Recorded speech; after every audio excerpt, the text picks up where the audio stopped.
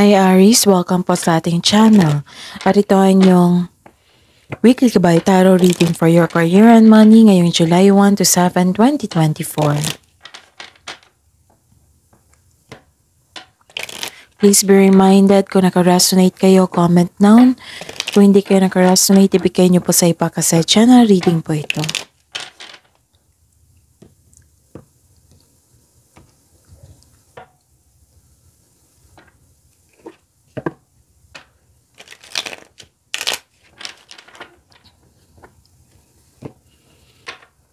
Gamitin ang reading na ito bilang gabay lamang.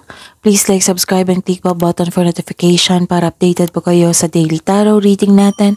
Maraming salamat po.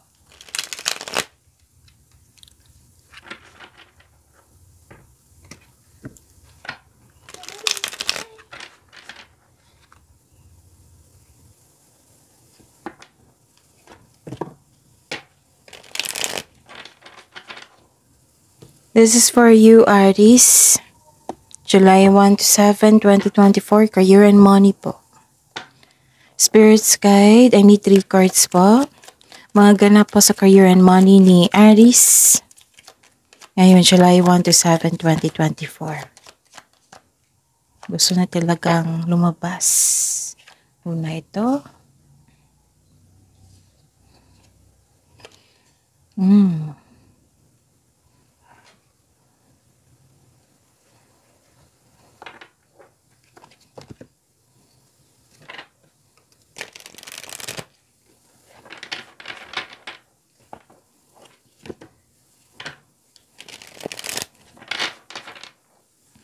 Spirits guide, mga mensahe po para kay Aries. Ngayong July 1 to 7, 2024. I need 2 cards po sa career and money po nila.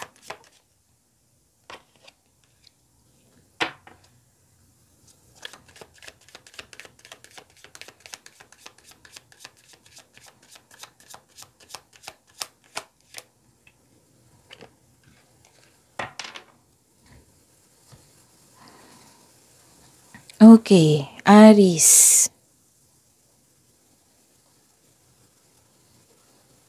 May nakita ko dito nagbigay sa iyo ng suporta, loyalty.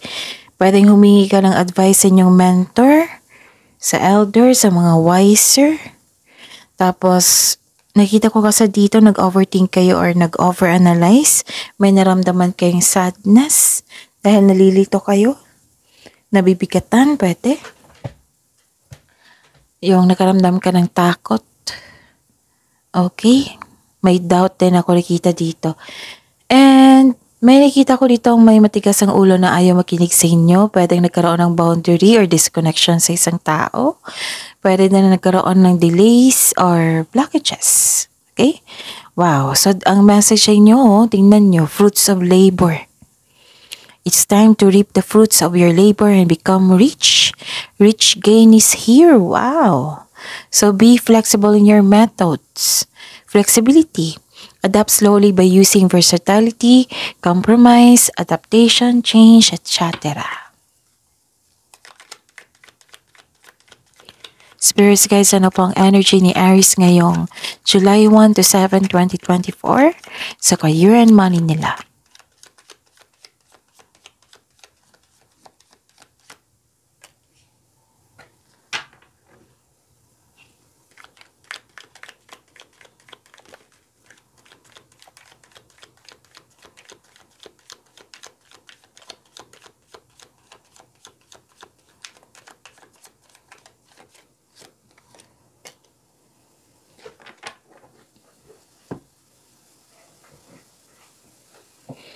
Okay. So, please be reminded, kung napanood nyo ito, like for example, napanood nyo July 1, 2024, panoorin nyo June 30, 29, 28, 27, basta last 4 days, kahit weekly man yan, monthly ba yan, basta panoorin nyo. Kung may repeating message, kailangan nyo bigyan niya ng atensyon, solusyon at aksyon. Okay? At sa mga suki ko dito na humingi sa akin ng multi-kabay tarot reading, nice kung ipalam sa inyo, Aries, na available na po yung July 2024 multi-kabay tarot reading niyo po. So, PM me for schedule. At sa mga bago dito na gustong humingi ng reading, sa mga bago dito na gustong magpa-reading, nakafocus mo sa career and money, nakafocus mo sa love reading or general, comment down link. Mag-comment kayo sa baba, sa video nito, sa baba po. Mag-comment kayo link LINK para mag-reply ako ng instruction kung paano nyo ako mag-contact. Okay? Maraming salamat po. Okay, ngayon July 1 to 7, 2024, sa career and money niyo po, may nakita ko ditong emotional distance, which is the clarification of your 2 cards here. May pagdududa. May taong hindi nagbigay ng value sa kanyang time, sa career and money. May nagsiselos po sa inyo. May naiinggit po sa inyo. Nagkaroon ng insecurity dito at may concern sa self-centered na tao. Sabi po ng card dito, magkakaroon ng solusyon dyan kung kailangan akong mag-initiate kayo ng pag-uusap. Mag-open kayo sa isang tao na may issue sa'yo without worrying about being rejected or judged. Pero kung parati na lang to na ginagawa niya, better to have a healthy disconnection sa isang tao. Ano pa? May nakita rin ako ditong, okay. So, concern mo nga. Matigas ang ulo, self-centered, nagsiselos, nagkaroon ng, parang greedy ito eh. Tapos sabi po ng card dito na ingatan niyo po daw ang inyong kaperahan, maaring mawala ito, ninakaw, madamage, or nagkasta. May concern dito sa hindi marunong mag-handle ng money. Pwede din na may concern sa sobrang focus sa material wealth.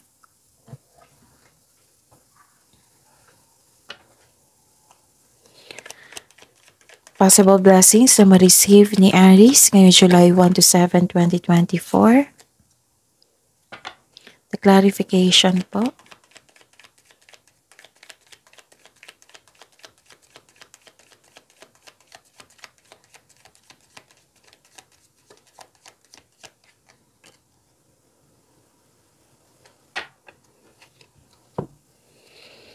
Okay.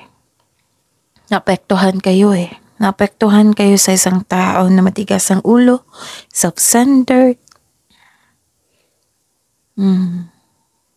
Pwede din na hindi nyo matanggap yung pagbabago. Pwede din bumalik itong tao na nanloko sa inyo sa inyong kaperahan. Kaya mag-ingat sa kanya. Okay? Pero makakabangon kayo dito kung negosyante kayo makakabangon kayo from bankruptcy. Okay? At may nakita rin ako ditong may against inyong ito yung dahilan itong taong ito. Kasi ang natin marireceive mo yung blessings, pero nagkaroon ng blockages kasi nga nag-overthink kayo. May delay, may matigas ang ulo, may nagsiselos sa inyo. Tinanggap mo yung energy niya. Kailangan mo yung i-process at ma-overcome para makapasok yung blessings sa para sa inyo. May against sa inyong desisyon po.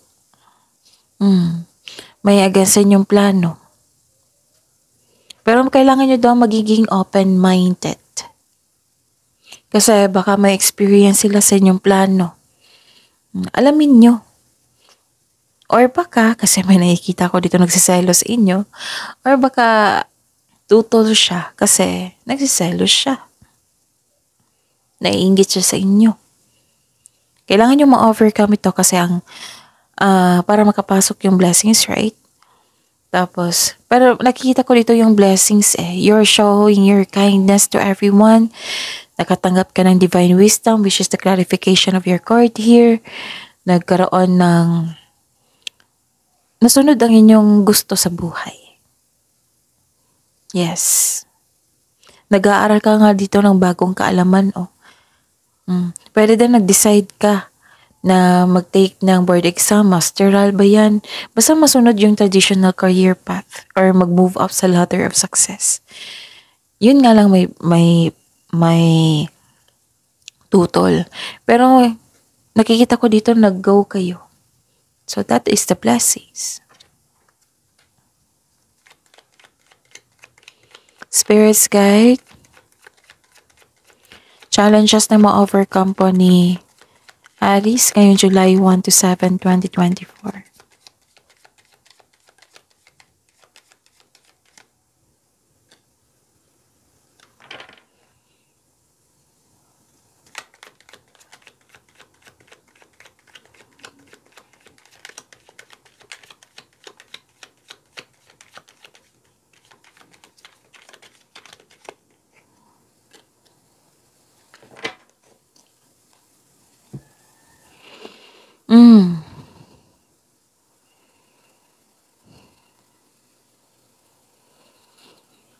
Nagkaroon ng sadness.